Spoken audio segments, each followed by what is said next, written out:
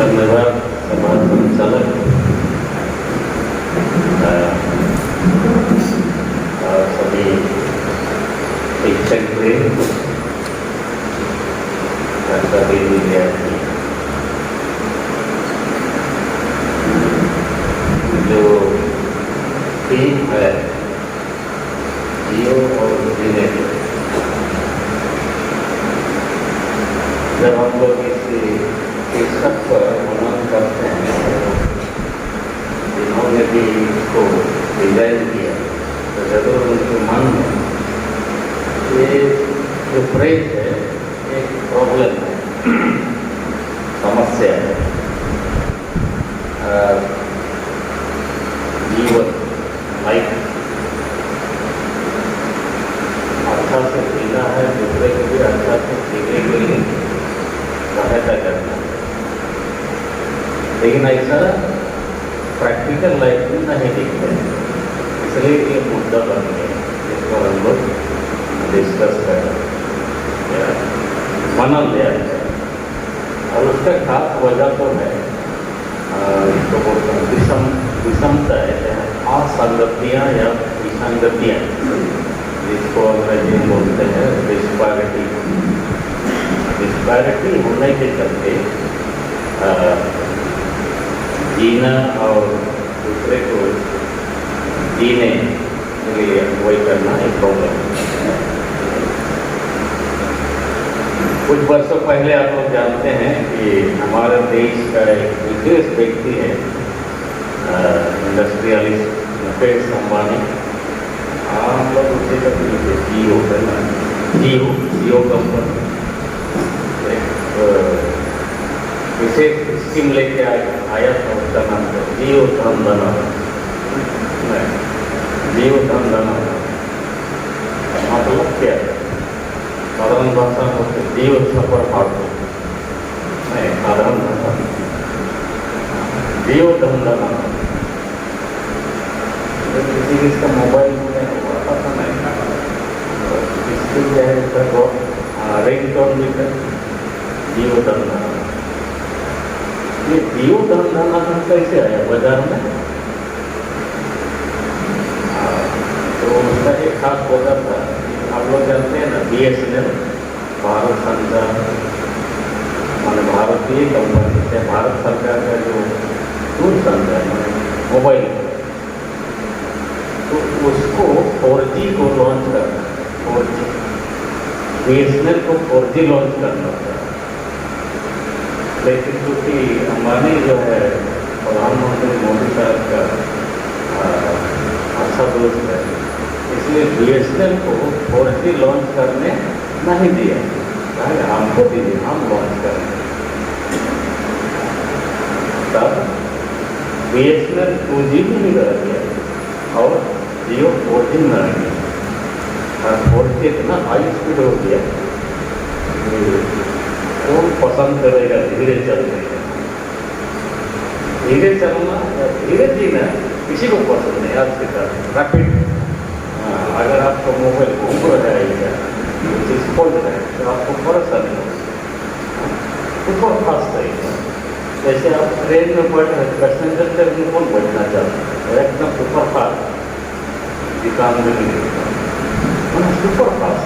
आज का लाइफ ही वही है, जीना है तो गुजर जाए, समय ही है तो सब चीज सुपर फास्ट।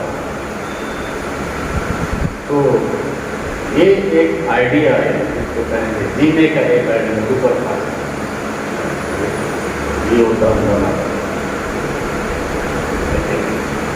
लेकिन ये मोबाइल में जो होता है, पहले कहा जाता है कि हमारा इंडिया जो साइनिंग कर रहा है वो डिजिटल या तकनीकी क्षेत्र में मास मीडिया में सोशल मीडिया में ही क्यों दिख रहा है।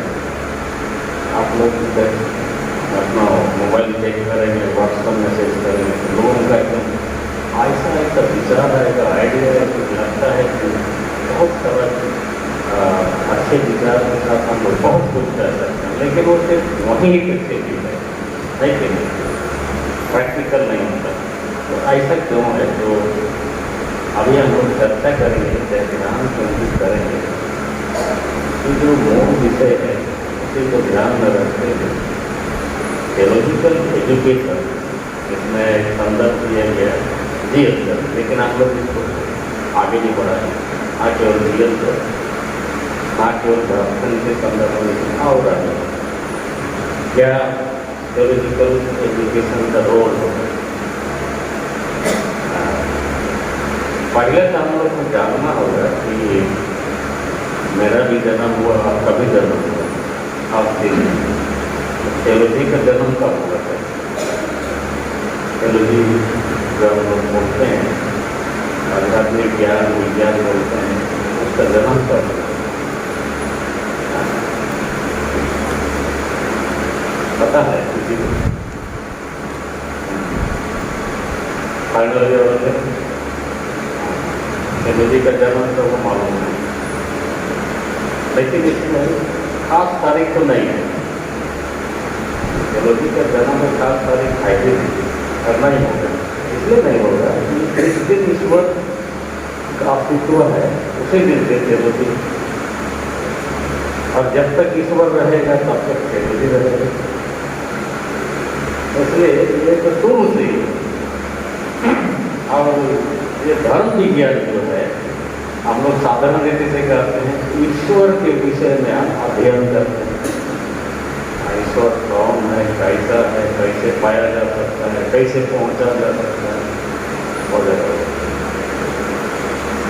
लेकिन इसमें एक खास विषय है,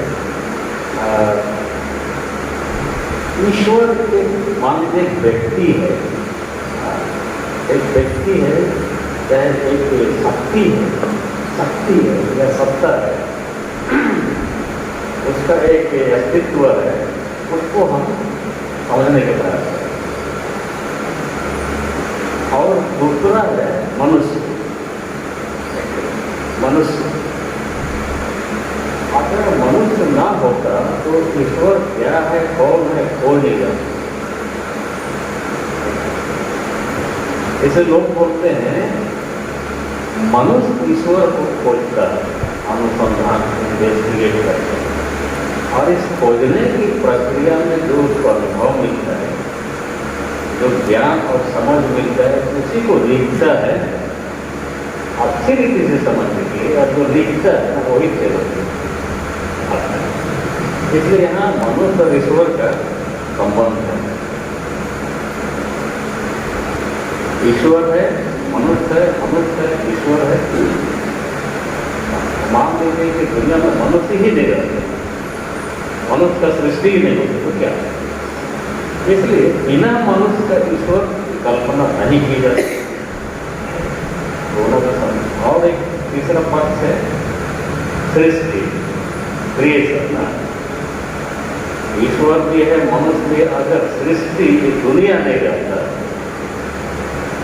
तो क्या होगा?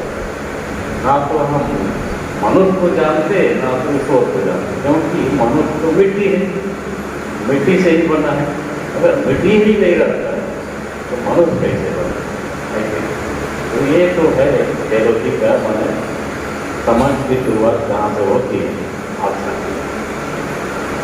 मैं तो इसलिए लाना चाह रहा हूँ कि हमारा जो धर्म विज्ञान का जो शिक्षा है वो हवा में नहीं रहता, हवा में नहीं है, हवा में नहीं रहता।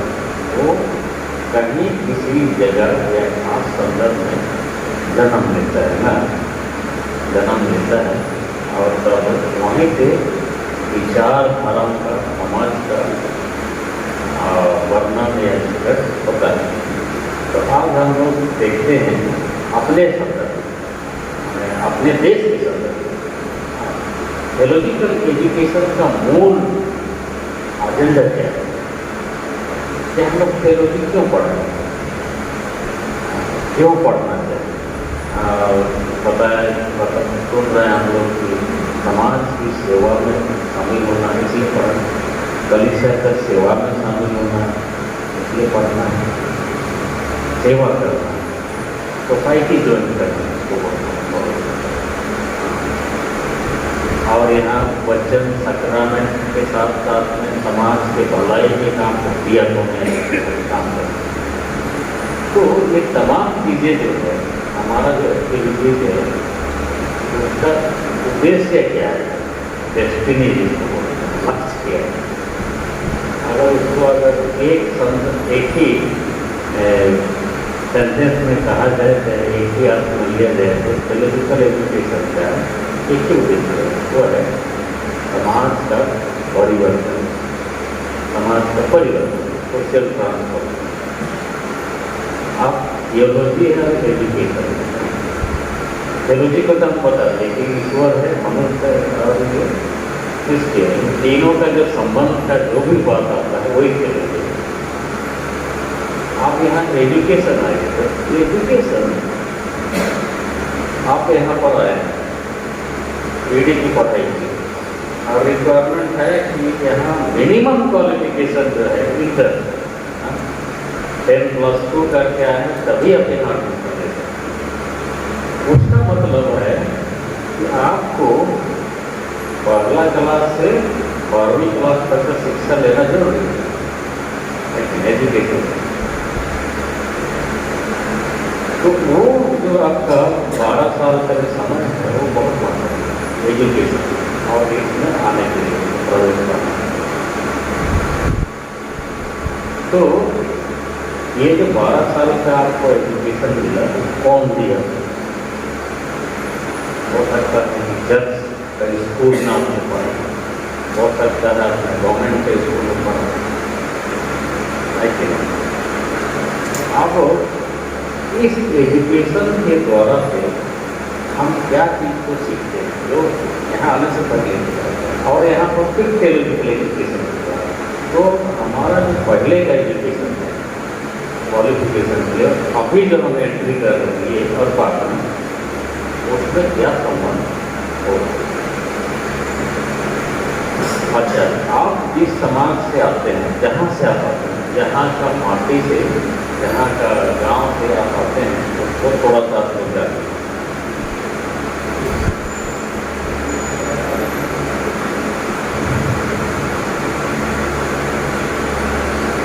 हेलो, बताने का प्रयास करेंगे।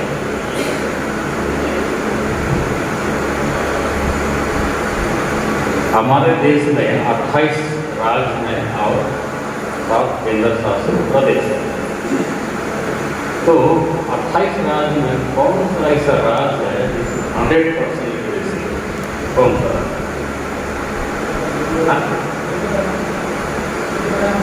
मिजोरम, केरला ना, केरल जहाँ 100% लिटरेसी शिक्षा दर। और केरल 100% में है, मिजोरम 91%। मिजोरम हमारे बीच में नागालैंड की फैकल्टी है, नागालैंड का है 79% लिटरेसी है, मणिपुर का है 76%, जहाँ से हम लोग आते हैं। झारखंड का है 67% समथिंग, ओडिशा का है 73%, छत्तीसगढ़ का 70%, मध्य प्रदेश का 70%। तो अब झारखंड का देखिए 67%। इसमें चर्च का रोल तो है बहुत ज़्यादा, लेकिन बताने का मतलब यही है कि भारत के सिर्फ एक राज्य को छोड़ दीजिए, केरल को, तो बाकी राज्यों में शिक्षा के क्षेत्र में अभी पिछड़े। अब जहाँ बहुत काम करना है, मतलब 30 to 40% पॉपुलेशन जो है अभी भी शिक्षा से डिप्राइव, शिक्षा नहीं है।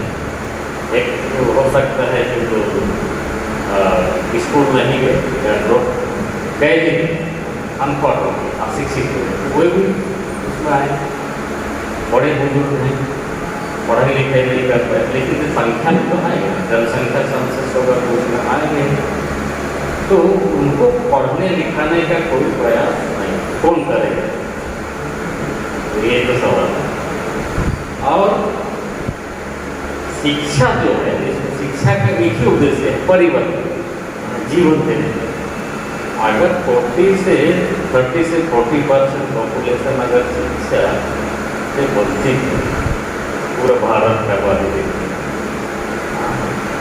1.25 करोड़ भारत की आबादी है, उसमें 30 से 40% अगर 1/3 पॉपुलेशन शिक्षा नहीं है। अब उसमें इतना बड़ा पॉपुलेशन में अगर आप जाइए, आदिवासियों का, पिछड़ों का, दलितों का शिक्षा का दर और पीछे, तो हम लोग एक मुख्य धारा के समाज के साथ में कैसे प्रतियोगिता कर, कैसे जीवोदन डालना जाएगा, कैसे जीवोदन डालना जीवन है कि सवाल भी। इसलिए भारतीय समाज के परिस्थिति को समझना बहुत जरूरी है।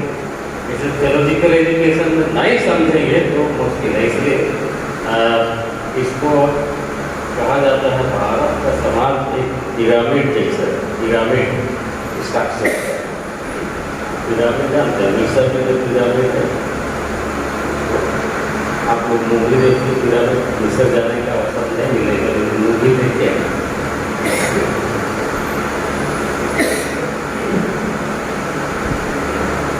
ये पिरामिड समाज, भारतीय समाज को देखा है। इसमें ऊपर में आता है ब्राह्मण लोग, क्षत्रिय लोग, वैश्य लोग, शूद्र लोग, और इधर आउटकास्ट लोग। आउटकास्ट में कुछ भी हो सकते हैं। आउटकास्ट में जो वर्ण व्यवस्था से अलग में आपका आदिवासी लोग हो और एसटी पॉपुलेशन। तो ये स्थिति आप यहाँ पर देखिएगा, ब्राह्मण लोग जो रिलीजियस वर्क करते हैं, और इनको कहा जाता है कि they are the highly intellectual people. Religion वाला काम करेंगे, रिलीजियस और इंटेलेक्चुअल, माने बेस्ट ब्रेन ऑफ इंडिया जिसको कहते हैं, इंटेलेक्चुअल इनके पास। इस अपने लोग का काम है राजपाट चलाना, शासन प्रशासन, मैंने शासन व्यवस्था लोग देखेंगे, आगे लोग व्यापार, मार्केट के ऊपर चाहे ट्रेडर लोग हैं, और ये लोग खुदरा कैटेगरी पर जो लोग होंगे, ये तीनों क्लास को सेवा देंगे, तीनों को, मैंने सर्वेंट। हाँ, इनका कोई अपना स्वयं का जॉब या तो ड्यूटी नहीं है, इन तीनों को सेवा देना। भारत का एक समाज है जिसको क्लासिफाई किया गया है, और जिसको वैदिक काल से, वेद के समय से, हजारों पुरानों साल समय से इसको लिखित रूप में लाया गया और उसको इम्पोज कर दिया, दिखाया गया कि यही जीवन की शैली है और इसी के अनुसार हमको चलना है। तब अगर आप पिरामिड बोलिएगा तो ऊपर में ब्राह्मण है, क्षत्रिय है, वैश्य है, शूद्र है। पिरामिड नुकीला था, उसके बाद ये चौड़ा होते जाए। उसका मतलब ये है कि ब्राह्मण लोग का संख्या कम है, उसके बाद क्षत्रिय लोग है, उसके बाद तो मेजर मैंने जो बहुमत, बहुसंख्या मेजोरिटी और इसी में अन्य लोग है। ये जो है हम लोग का एक रूपरेखा है भारत। तो ये तो इंटेलेक्चुअल है, ये शासन व्यवस्था चल रहा है, ये व्यापार चल रहा है। समस्या इनको नहीं है, तीन कैटेगरी को नहीं, समस्या इनको शूद्र को, और तब जो इस व्यवस्था से अलग आदिवासी दलित और इनको एजुकेशन नहीं। पहले आप जानते हैं अम्बेडकर के समय में पढ़िए, अलबदा है सीमांत पढ़ने की आदिवासियों को यहाँ के जमींदार लोग कैसे ट्रीटमेंट करते, राजा लोग, जमींदार लोग अपना घोड़ा में सवार होने के लिए आदिवासी लोग को बुलाते थे और उसको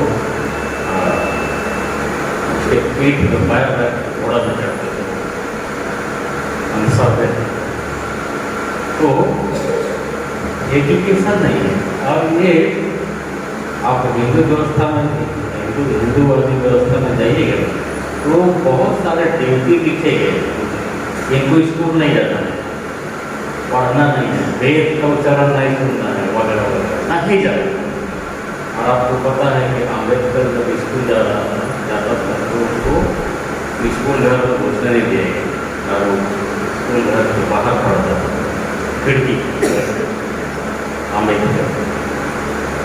और वही अम्बेडकर को संविधान लिखते हैं, वही लिखते। तो उन्होंने देखा, समझा कि जब तक ये लोग एजुकेट नहीं होंगे, शिक्षित नहीं होंगे, ये बहुत संख्यक है, ये मेजोरिटी,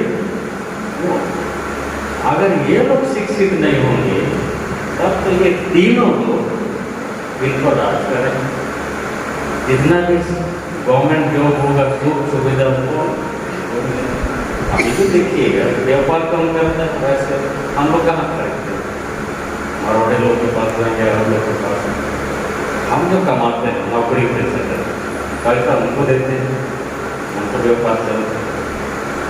क्योंकि हम अगर पढ़ लिख के तो हम स्वयं का व्यापार करें, आपको स्वरोजगार स्वरोजगार करेंगे, पढ़ लिख के तो इनका व्यापार बंद हो जाएगा। इसलिए चाहते हैं कि ये लोग पढ़े ही नहीं, हम पढ़ ही रहे हैं। ऐसा व्यवस्था ला दीजिए कि ये लोग उलझ जाए कि अगली बार सफल जो है वही कौन लोग फौजी में जाते, ये लोग जाते हैं, यही लोग जाते हैं। अभी जो जीव दम दना बोले प्राइवेट BSNL को प्रोसी लाना था, जीव उन्हें सूचना का जो तंत्र है उसको निजीकरण कर दिया।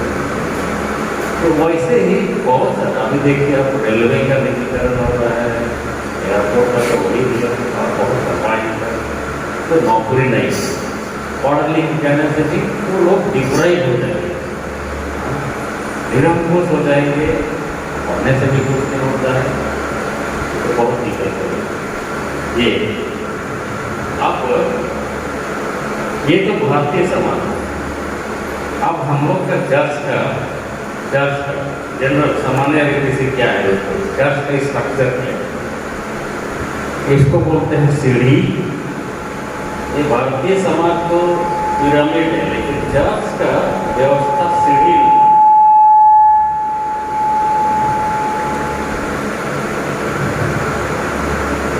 नुमा। यहाँ सिद्धि वाले लोग हैं,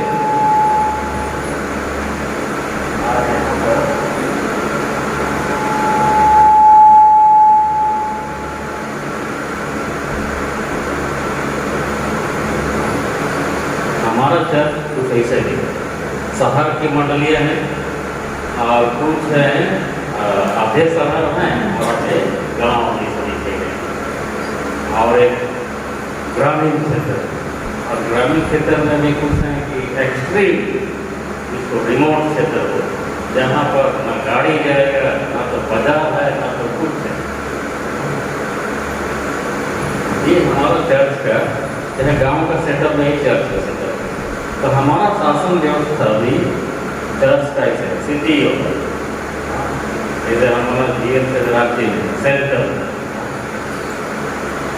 में, और कभी बता रहे थे गड़िया साहब की, क्योंकि भारत गाँव का देश है, तो हमारा चर्च भी गाँव का चर्च। कितने सारा बहुत सारा गाँव की मंडी है, लेकिन तब गाँव का हित, गाँव का विकास या चर्च का एजेंडा में है नहीं। गाँव का विकास बहुत सारा है, रूरल डेवलपमेंट प्रोजेक्ट सरकार भी चलाता है, रूरल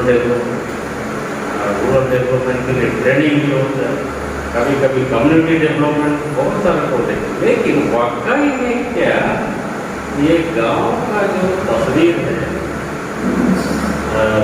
जो असलियत है, वो परिस्थिति आज की तारीख तक बदली है नहीं बदली। उसका मतलब है कि हमारा जो स्ट्रक्चर है, काम करने की जो तौर तरीके कुछ उसी रूप में है कि पिरामिड होना है और एक सीढ़ी होना है, सीढ़ी हाई फिर नीचे फिर नीचे।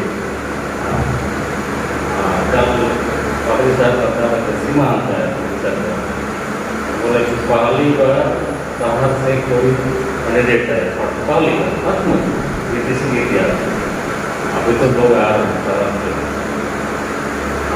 तो लोग पास्त्रीय सेवकाई को कैसे देखते हैं वो नजर है, क्योंकि अभी भी जेल चर्च के पास्ता लोग का अगर आप इवैल्यूएशन कीजिएगा तो लगभग 200 पादरी लोग हैं। 200 में कितने पादरी लोग साथ हैं?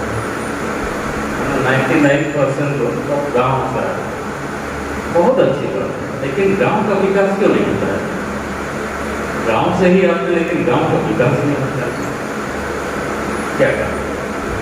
उसका मतलब ये है कि हम भी एजुकेशन जो लेते हैं ना, हमारा एजुकेशन जो है तो शिफ्ट हो जाता है, परिवर्तन हो जाता है, वही रैपिड हो जाता है, सुपर फास्ट वाला जीवन में हम शिफ्ट हो जाते हैं, उसी को फंस जाते हैं। नहीं तो अगर 200 कॉलेज जो गाँव से ही आ रहे हैं तो गाँव का विकास क्यों होता है?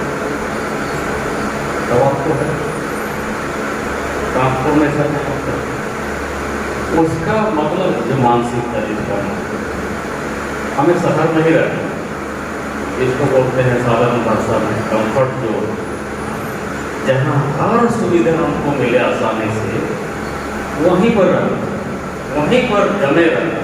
बहुत से कॉलेज तक 25 साल हो गया, रिटायरमेंट देखो वहीं पर रुकिया, वहीं हमको काफ़ी नहीं गया और उसको ट्रांसफर करके टोटली सही करें।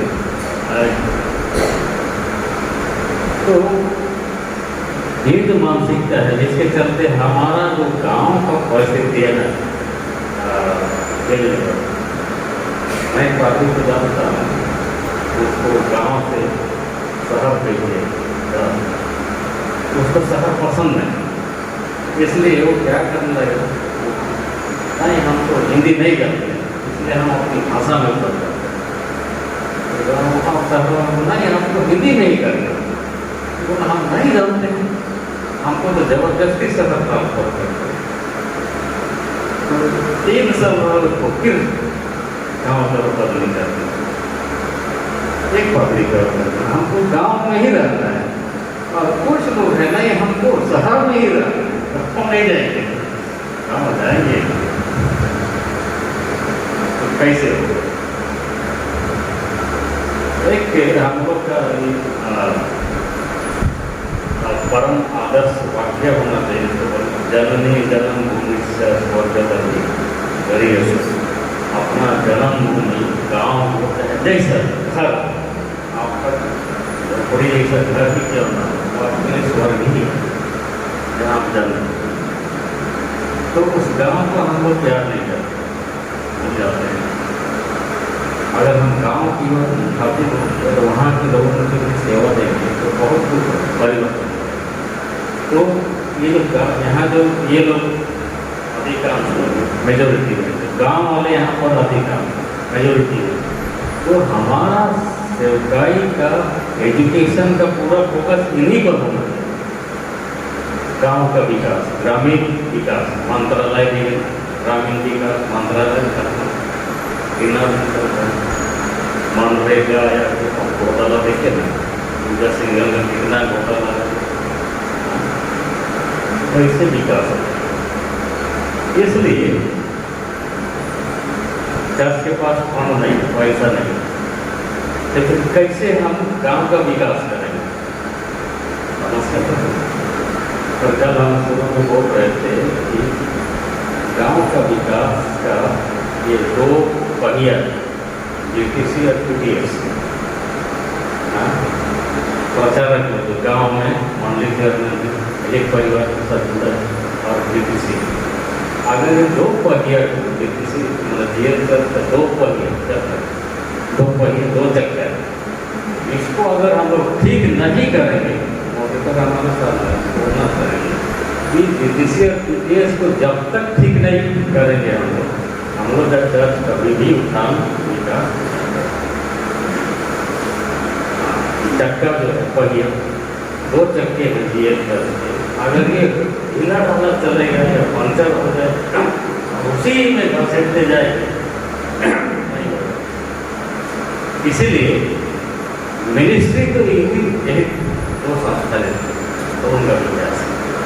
इसलिए ये 2 संस्थाओं का जो ग्रासरूट पर मिनिस्ट्री हो रहा है, तो हमको और आपको भी इन्हीं को फोकस करना। हम मजबूत हो गए, आप इनको मजबूत करना, गाँव को मजबूत। इसलिए आज आवश्यकता ये है ना कि हम ऊपर से नहीं लेकिन नीचे से मिशन के काम को शुरुआत करना, इसको बोलते हैं। एक समय था मिशनरी लोग रांची में, रांची कहेंगे उस समय गाँव को, गाँव और रांची का जो परिस्थिति था, आज की तारीख में अगर किलोमीटर रांची अच्छा जगह है, डॉक्टर विजय है जहाँ मिशनरी लोग हैं, मैंने उस समय का एक कल्चर था, लोकेशन था। आप उसको रिलोकेट करना है, हमारा मिनिस्ट्री को अभी शिफ्ट करना है गाँव तक। जो काम बताए केरल रहिएगा, आप लोग केरल रहिएगा, तो केरल में 100% लिटरेसी है, उसका एक खासियत है। खासियत तो यही है, आप वहाँ 3 साल से जानते हैं, केरल एक ऐसा राज्य है, कौन जगह शहर अंत हो रहा है और कौन जगह गांव शुरू हो रहा है आपको पता ही नहीं लगता। जैसे हम लोग का तो सीमाना है ना, शहर खत्म हो गया तो गाँव आएगा, पता लग जाता है कि अब शहर का एरिया खत्म हो गया, गाँव को। केरल रहिएगा तो कौन जगह शहर का एरिया खत्म हो गया और कहाँ पर गाँव का एरिया शुरू हो रहा है पता ही नहीं लगेगा। मतलब सब बराबर, सब सुविधा गाँव में है जो शहर में। 100% एजुकेशन का इन्फ्लुएंस वहाँ पर, और उसका एक खास वजह है केरल क्यों इतना डेवलप किया। वो 52 एडी का ट्रेडिशन आप जानते हैं, 52 एडी से वो क्रिश्चियनिटी है और हमारे 1845। ये बहुत बड़ा गेप तो है, मैंने सदियों का गेप है, और यहाँ बहुत सारे समस्याएं थी जिसके चलते मैंने पिछड़ा पड़ा, बहुत सारा पिछड़ापन है, प्रोवाइड है, जिसको आज हम लोग का अपने मिनिस्ट्री में प्रायोरिटी देना, और हमारा थियोलॉजिकल एजुकेशन वही शुरू होता है, वहीं पर शुरू होता है। इसलिए थियोलॉजिकल एजुकेशन ऐसा लगता है कि दूरबीन देख सकते, थियोलॉजी पढ़ के जहाँ हम ईश्वर को देखते हैं, नहीं, थियोलॉजिकल एजुकेशन दूरबीन नहीं है, ईश्वर को देखने का, खोजने का, वो अपने आप को देखने का है। आप कहाँ से आते हैं, आप क्या हैं और आप क्यों बुलाए गए। इसलिए यूहन्ना 3:16 में लिखा है, परमेश्वर ने जगत से ऐसा प्रेम, परमेश्वर ने जगत से ऐसा प्रेम, मैंने ऊपर से नीचे प्रेम है, जिसको वर्टिकल लव बोलते हैं। आप वही यूहन्ना की पत्री में आप पढ़िएगा तो क्या लिखता है, ऐसा कैसे प्रेम हो सकता है। हर कोई दावा करता है कि मैं परमेश्वर से प्रेम करता हूँ, जिसे उसने कभी नहीं देखा, परमेश्वर को किसी ने कभी नहीं देखा, और वो व्यक्ति दावा करता है कि मैं परमेश्वर को प्रेम करता हूँ या परमेश्वर को देखा दूरबीन है। तो यूहन्ना बोलते हैं, जिसे तुम 24 घंटा देखते हो अपने पड़ोसी को, उसको प्रेम नहीं कर सकते हो, तो कैसे दावा करो कि हम ईश्वर को प्रेम करें। मतलब कि जो हमारे सामने है, जो सच्चाई है, मास कम्युनिटी मेजोरिटी जो अनेक प्रकार की समस्याओं में है, उलझे हुए हैं, दबे हुए हैं, उनको समझना और हमारा प्रेम का प्रगटीकरण और क्रियाकलाप वहीं पर होना चाहिए। अब देखिए पूरे भारत में 545 MP लिखे ML हैं हमारे पार्लियामेंट के सदस्य 545, तो काफ़ी लोग तो उनके बैठते हैं और करीब करीब पूरे भारतवर्ष में MLA लोग का संख्या देखते हैं, जिसको हम ही लोग वोट देते हैं, मैंने गाँव के लोग वोट देते हैं एक एक सब। ये लोग चला जाता है दिल्ली, ये लोग चला आता है स्टेट का कैपिटल, ठीक है। अब उनका काम करने का तरीका कैसा होता है,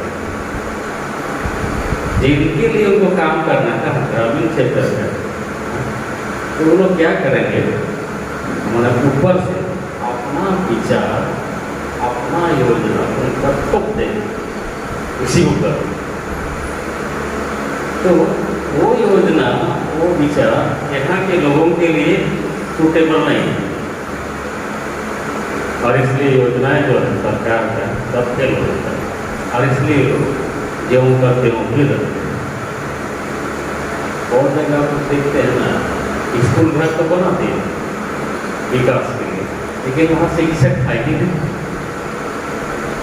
बहुत सारा चीज बना दे लोग, लेकिन वहाँ कुछ है ही नहीं।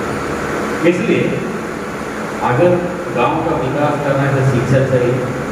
अब शिक्षक कहाँ जाए, अब बाहर से लाइए ऐसे पटना बिहार से शिक्षक वहाँ के लिए, तो क्या, इसलिए वहाँ के लोगों को ही आपको एजुकेशन देना, वहीं के लोगों को शिक्षक बनाना है, तब वो विकास है। लेकिन अब बाहर से हायर करके वहाँ लाइएगा या अपॉइंट कीजिएगा, विकास उनका होगा नहीं। तो हमारा थियोरटिकल एजुकेशन का भी जो शुरुआत होना चाहिए कि समाज का परिवर्तन हमें गांव से, हमें ग्रास रूट लेवल से ही करना है। गांधी, मैं इसी को बोल के आता हूँ, गांधी महात्मा गांधी, जिसका जन्म 1869 में हुआ, तो साउथ अफ्रीका में जब वो गए तो बताया जाता है कि ट्रेन में यात्रा कर रहे थे, तो उन दिनों में भी जो सीट होते थे वो आग भी कहीं नहीं आते थे, न्यूज़ पेपर रखते थे, तो यात्री उसको पढ़े। तो गांधी को एक पत्रिका मिला और न्यूज़ पेपर, उस पत्रिका का टाइटल था on to the last, English में। उसका अर्थ होता है जो समाज में सबसे नीचे खड़ा है, इसलिए पैदा हुए, उनके लिए पत्रिका का टाइटल। और उस पत्रिका में विश्लेषण किया गया था कि समाज का या दुनिया का सबसे आखिरी में खड़ा हुआ व्यक्ति का आर्थिक स्थिति को कैसे हम विकास करें, कैसे हम उसको आर्थिक स्थिति से सशक्त करें। गांधी उसको पढ़ा और बहुत प्रभावित हुआ, और गांधी का ही दर्शन था पंचायती राज, ग्रामोदय और एक योजना हम लोग करते हैं अंत्योदय, सर्वोदय, इसलिए एक अंतिम व्यक्ति, अंत वाला जो आखिरी जगह पर खड़ा है, आखिरी पैदा गांव का यहाँ पर खड़ा है, इसके बाद अब कोई नहीं है, ये व्यक्ति लास्ट व्यक्ति। इस व्यक्ति को हमको मुख्य धारा में लेके आना, इनके लेवल में कैसे लाएंगे, इस व्यक्ति को हम कैसे एक अच्छा इंटेलेक्चुअल व्यक्ति बनाएंगे, अच्छा ब्रेन वाला, अच्छा व्यवस्था करने वाला, गुड एडमिनिस्ट्रेटर, राजपाट करने वाला, अच्छा बिजनेस करने वाला कैसे बनाएं। हाँ, कल किसी ने सवाल किया था कि हमारे चर्च में पॉलिटिकल एजुकेशन का क्या क्या स्कोप हो सकता है। उन्होंने पीडी के बाद PhD से बाद डॉक्टरेट मोमेंटो साहब बोले मेरा नाम लेते हैं। तो क्या हम लोग आने वाले 10-50 वर्षों में मलेशिया में ऐसा व्यवस्था हो, ऐसा हो कि 50 साल डॉक्टरेट लोग रहे, MBS लोग रहे, उसमें क्या हो हमारे चर्च की पहचान और सशक्त होगा, मजबूत होगा। हमारे मोमेंट भारत में जो सभी लुथरन चर्च हैं उसका एक ऑफिस है, UNC है, जिसका आप लोग को जानना चाहिए, पढ़ेंगे। उसके प्रेसिडेंट चेयरपर्सन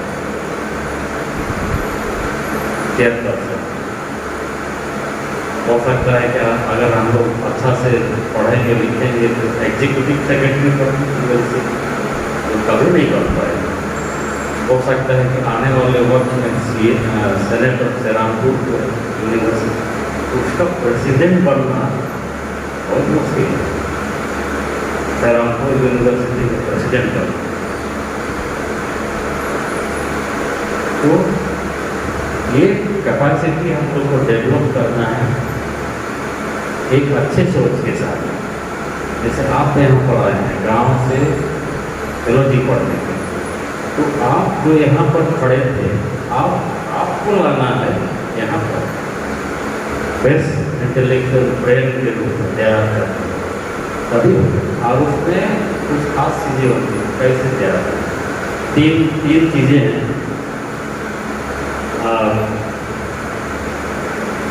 पहले तो ये है कि आप समस्याओं को समझें। समस्याओं को समझना बहुत जरूरी है। आपके अगल बगल समाज में, गांव में क्या समस्या है, जिसको कहते हैं कि समस्या है, और उस समस्या का आपका कॉन्सेप्ट क्लियर होना पड़ता है। Concept clear, clarity of concept ये नहीं होगा तो आपको क्या प्रचार करेंगे, कैसा शिक्षा देंगे, उसका लक्ष्य दिशा मालूम नहीं होगा और लोग उलझन में करेंगे। दूसरा चीज होता है जो समस्या है, जो कॉन्सेप्ट आपने देखा समझा है, उसमें आइडिया है, जिसको बोलते हैं परसेप्शन क्या चीज है उसमें, और वो आपको कौन सा इंसाइट या दृष्टि देता है परसेप्शन। और उसके बाद में आप अपना तर्क, अपना सोच लगाइए, उसको बोलते हैं पर्सपेक्टिव। तो कॉन्सेप्ट क्लियर होना बहुत जरूरी है, परसेप्शन आइडिया लेना और तब पर्सपेक्टिव जरूर करना।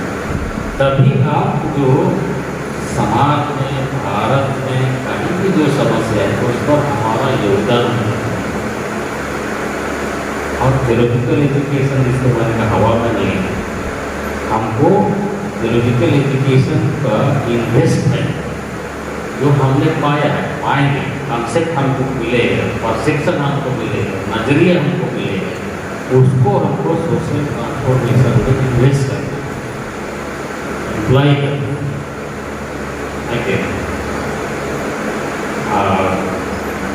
अगर हम इसको कर पाए सही रीति से तो हमको लगता है कि इतने लोग हम लोग हैं कि हमारे शहर में 200 कॉलेज लोग जो हैं बहुत कुछ हो सकता है। इसलिए क्लैरिटी माने स्पष्ट किसी चीज़ को जो बहुत जरूरी है। महाभारत में एक घटना बहुत ही अच्छा है, हम पढ़ेंगे कभी रेल। गुरु द्रोणाचार्य ने 5 पांडवों को पूछा शिक्षा देने के बाद, टेस्ट कर रहा था कि सबसे अच्छा कौन बना धनुष विद्या में, कौन सबसे अच्छा बना। टेस्ट हो रहा था, आपको परिश्रम करना था। और तब नदी के किनारे ले गया और पेड़ के ऊपर में पक्षी रख देते हैं, पक्षी है। और टेस्ट एक था कि पक्षी को बिना देखे तीर चलाना, और उसकी आंख में तीर चला, बहुत बड़ा सवाल। तब सबसे पहले युधिष्ठिर को बुलाया और पानी की छाया में देखो और तीर चला। तो पूछा कि तुमको क्या दिखाई? वो बोला कि मुझको तो डाली दिखी, पक्षी तो दिखाई ही नहीं, फेल हो गए। उसके बाद भीम को बुलाया, वो बोला मुझको तो पक्षी तो दिखाई दे रहा है लेकिन उसका पूछ दिखाई दे रहा है, भी फेल हो गए। आपको बुलाया, आम का अर्जुन को बुलाया, तुमको क्या दिखाई दे रहा है? तो बोला मुझको सिर्फ पक्षी का आँख दिखे, तीर चलाओ। और तीर चलाया, उसका आँख में लगा। उसको बोलते हैं क्लैरिटी, स्पष्ट। किसी चीज़ को स्पष्ट ढंग से देखना, तभी आप वहाँ तीर चला सकते हैं। आपका ज्ञान वहाँ पर जाएगा और प्रभावकारी। अगर आप कुछ देखेंगे, डाली देखेंगे, छाया देखेंगे, आपका निशाना गड़बड़ होगा, आप भी भटकेंगे, पब्लिक भी भटकेगा, सब भटक जाएगा। तब सोचने का परमिशन कहाँ से होगा? और यही कारण है कि हम लोग इसी उद्योग में क्या दिखाई देता है, कह सकते हैं हमको सिर्फ आँख दिखे। तो सचमुच में आँख दिखने के समस्या दिखे, ये समस्या दिखे, ये समस्या, और उसका इलाज